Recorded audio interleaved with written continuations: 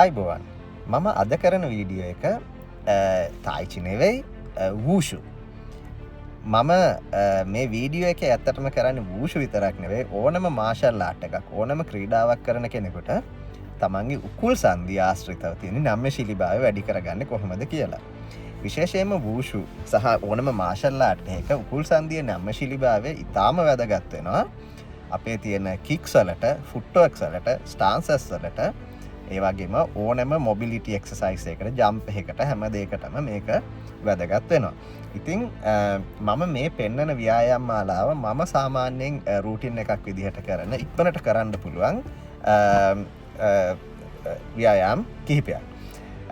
හැබැයි මීට අමතරව ව්‍යායාම් ගණනාවක් තියෙනවා අපේ හිප් මොබිලිටි ෆ්ලෙක්සිබිලිටි වැඩි කරගන්න. ඉතින් තම තමන්ගේ කැමැත්තට අනුව ඔයාලට අදාළ විදිහට මේක වෙනස් කරන්න පුළුවන්, ඇඩ් කරගන්න පුළුවන්, ඒවා ව්‍යායාම් තෝරගන්න පුළුවන්.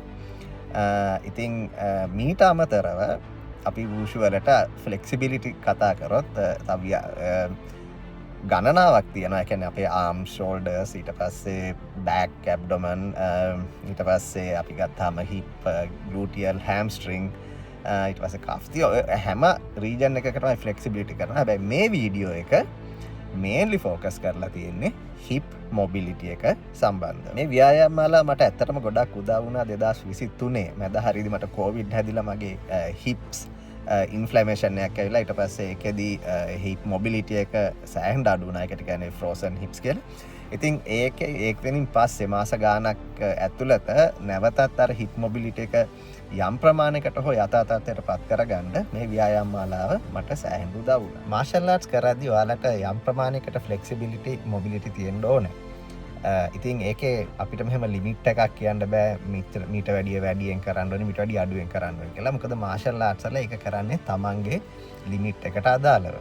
නමුත් ඔයාලා මාෂල් ආර්ට් එකක් ක්‍රීඩාවක් විදිහට කරනවා නම්, විශේෂයෙන්ම වූෂු මගේ සබ්ජෙක්ට් එකේ හින්දා වූෂු කරනවා නම් කම්පෙටිටිව් විදිහට, ඒ කියන්නේ කම්පෙටිටිව් මොඩර්න් වූෂු කරනවා නම් මේ ෆ්ලෙක්සිබිලිටි මම කරන ප්‍රමාණයට නෙවෙයි ඊට වැඩි ප්‍රමාණයකට අනිවාර්යයෙන්ම කරන්න ඕනේ. ඉතින් ඔයාලා මගේ වීඩියෝ එක බැලුවොත් මට වයස අවුරුදු දැන් 46යි.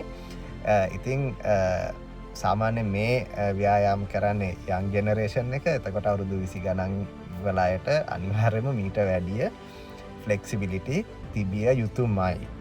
ඔයාලා මොඩර්න් වූෂු කරනවා නම් ඔයාලගේ ෆ්ලෙක්සිබිලිටි ට්‍රේනින් වලට ඔයාලා යම්කිසි ලොකු කාලයක් වැය කරන්න ඕනේ.